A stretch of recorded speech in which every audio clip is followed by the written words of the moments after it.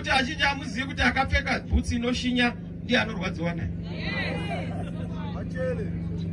Kana uchimuka every day, nhasi uri kumuka uchinzwa zvichinzi kwangomuka chimwe chitukwani changomuka chaakuti no vanhu veCCC hamuna chigaro chakamira chakadai, isu tisati vave nesimba. Vehurumende votomhanya chitukwani chataura, regai titeere ichocho. Nyika yakadaro inenge iri nyika yakabhojoroka musoro.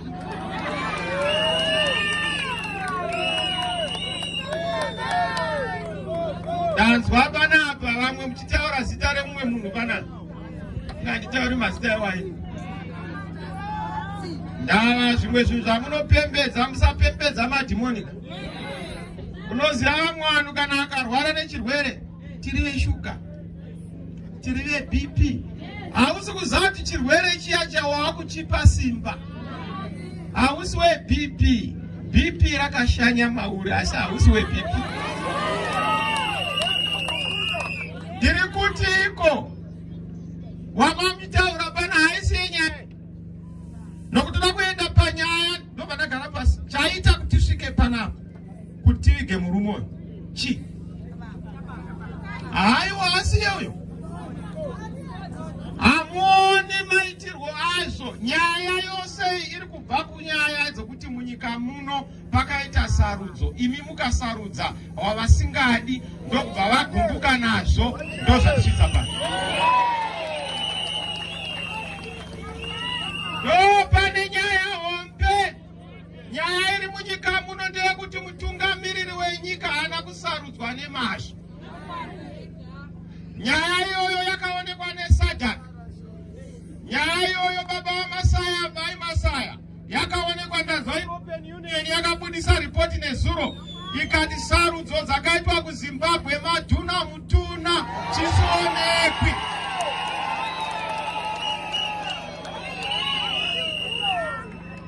Chidhura. Kwanzi chiripo chidhura chehurumende.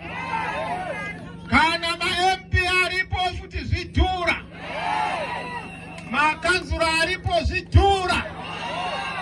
Ndava election yanga iri chidhura. Handisi ndadaro munhu waMwari. Vafundisi zvakataurwa neSadhak, zvakataurwa neEuropean Union, zvakataurwa neAfrican Union. Asi chikuru panyaya chatisvitsa panapa, zvese zvamunotaura izvi makudzingiriswa zvinhu zvisirizo. Nyaya ndeyekuti munyika muno mune sarudzo dzisina kuitwa zviri pamutemo wezvakanaka. Ndozvauraisa baba Masaya. Baba Masaya haana kuuraiswa newamunotaura wamubwambu. Anongova mutumwa. Kana ukaona chidhoma chauya kumba kwako unenge uri benzi, ukanetsana nechidhoma, netsana namai vacho.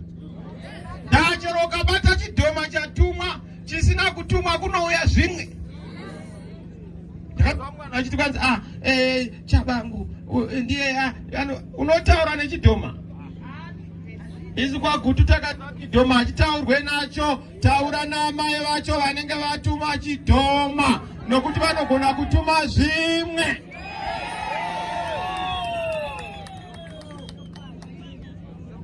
Saka musarasira tsvimbo kuzvinhu zvisina basa. Chauraisa mukomana uyu, chauraisa munhu waMwari, inyaya dzematongerwo enyika. Mapanzisi here?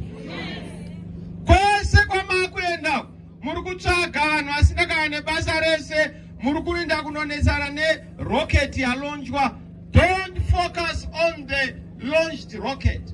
Focus on the rocket launcher.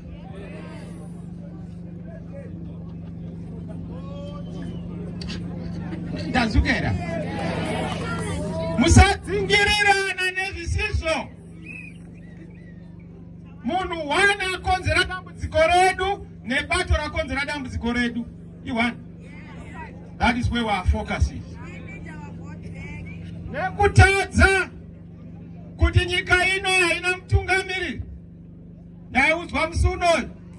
Ndikati Chamisa unoziva zvandakakutuma.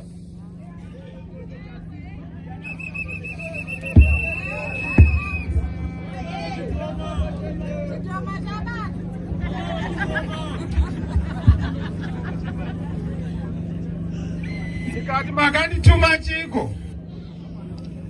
Zvikanzi handina kutuma kutungamirira basa. Ndakakutuma kutungamirira nyika. Ndikati zvinorevei? Zvikanzi zvinoreva kuti usaenda kunoteera chamupupuri chokukanganisa direction. Munoziva kuti ukaenda kunopungura mvura iri mukapu, yemo inosaramo.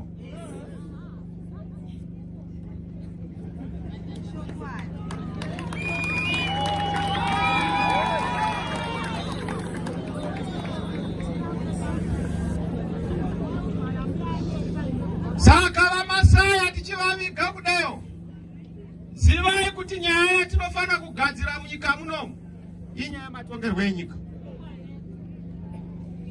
Nyaya ichi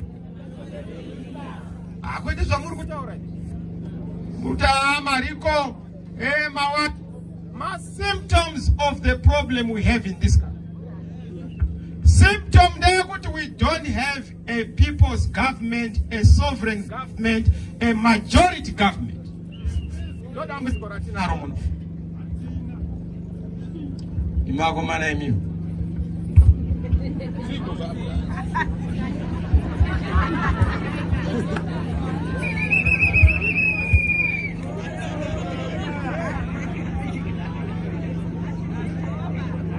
Ngoti parufu. Tofana kuremekedza gamba redu but izvo hazvitarisirwe.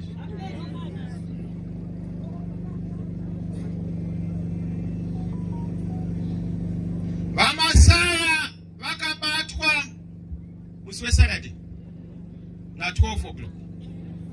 Vamasaya vane vana vatatu, mukomana nevasikana vaviri hadiza. Vamasaya vane mudzimai, mai Masaya, mudzimai wechidiki. Vamasaya vana madzikoma avo nana baba vana ndakagara navo pasaidi.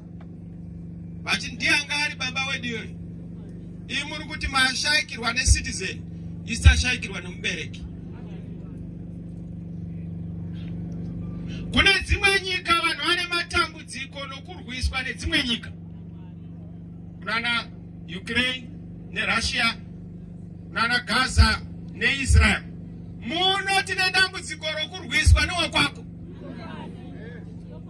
Pachedu vana vanyamunhu ibvi nemupimbira gumbo rimwe chete kupokanirana nyaya yechigaro. Chigaro chaunosiya panyika. Shoko ratinoda kuudza anonzani wemuno muno andaita MP.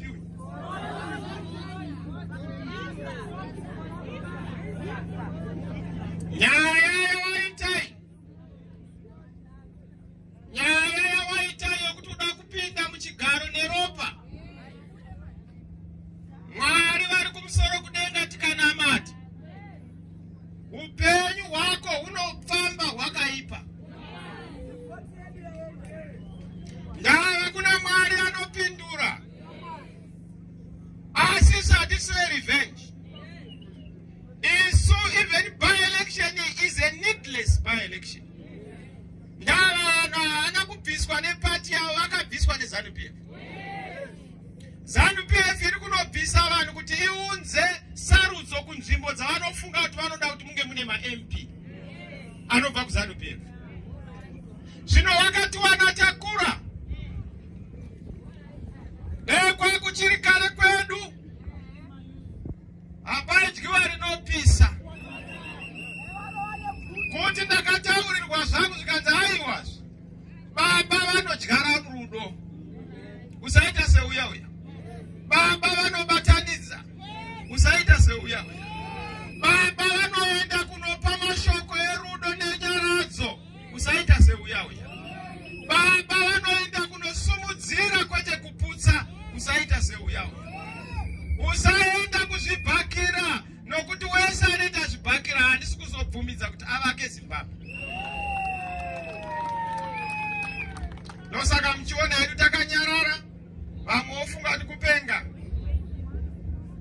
vanoti kupusa.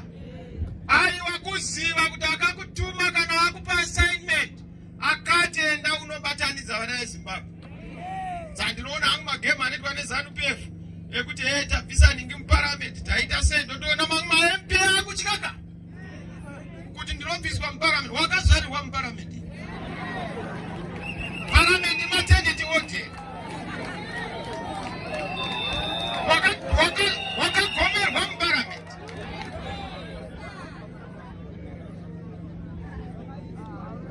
Wakagadzikwa nevanhu, unobviswa nevanhu. Izvi zvokuti unotarisa mhepo wovhunduka, mhepo nokuvhunduka zviri kuitwa, chamupupuri chinoenda hachirambi chakadaro. Vanhu vanofana kumira vari padonzo ravo. Ive tafirwa namasai. Hatisi kuzodududza. Vamwe ndazi vachiti kucharohwa vanhu kunoitwa sei. Hatina basa nekurohwa isu. Isu tinoda kuti nyika ino ifambe zvakadii. Ende vamwe hamuzizivi nyika ino there is going to be change. Nyika ino there is going to be change. Hamuzivi kuti chauya sei, but there is going to be change in this country.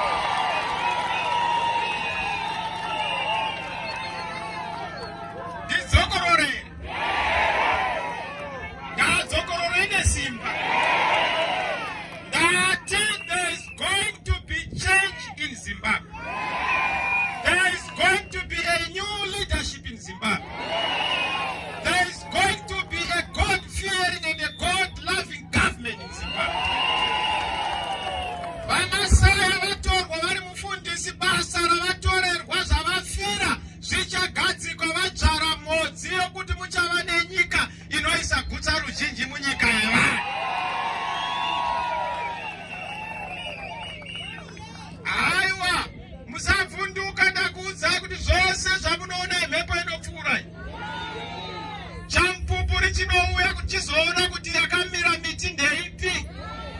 Iya yakarereka inodonha. So we want to remain resolute as we march. Isu hatisi kuzodududza vamwe vaita Chamisa munoda here kupinda mucheni iyo. No.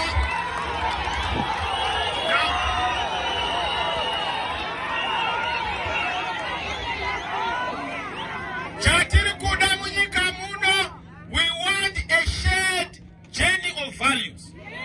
We want a shared resolution of the problems. We want to make sure that we have a shared destination as a people. Ipapo pogadziriswa nyaya dzesarudzo dzisina kufamba zvakanaka. Ndosaka ndachiti ma-MP aripo, yes muripo, chidhura itemu yokuti you are caretaker. Kureva kuti hamusimi makagara kuti sarudzo hadzina kubuda zvakadii. Ende vanoziva ma-MP. Makanzila anoziziva. Kuti akati hapangaite vacuum kumbosanobatira makachonjomara asi hamuna kugara. Kureva kuti naiwewe mukoma wangu Munangagwa wakachonjomara hauna kugara.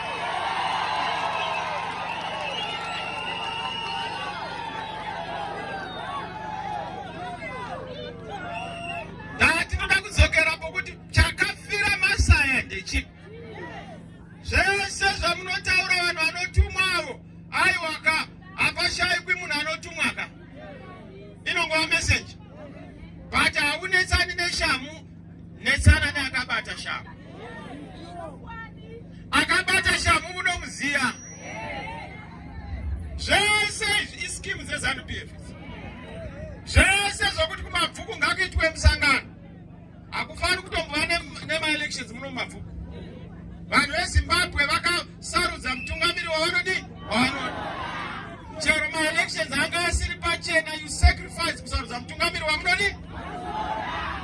Kureva kuti hapana anofana kudzokera kusarudzo nenyaya yokuti paitwa riko isiri yaitwa nepati, yaitwa nemunhu angotumwa. Muri kundizeva? Yes, makaenda vana MP kufa kuenda hanyi kuma-nomination. But chokwadi ndechekuti musarudzo idzi hadzifani kunge dzichiitwa. You can't waste $5 million just for the first set of records. Chero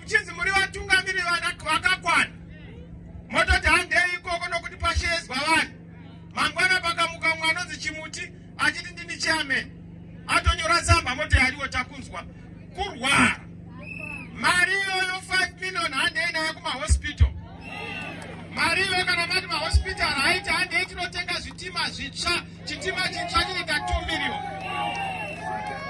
Muri kupanzwa here pa? Kwete kunodira mari mumusingwi. Kuti waona musingwi uzere nyoka unodira mari. Kurasa mari so. Let's invest my resources not to destroy lives, is the title of Masai.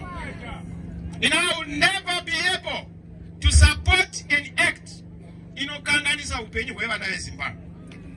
So I do not put Zion Zimbabwe, Murieko Masai.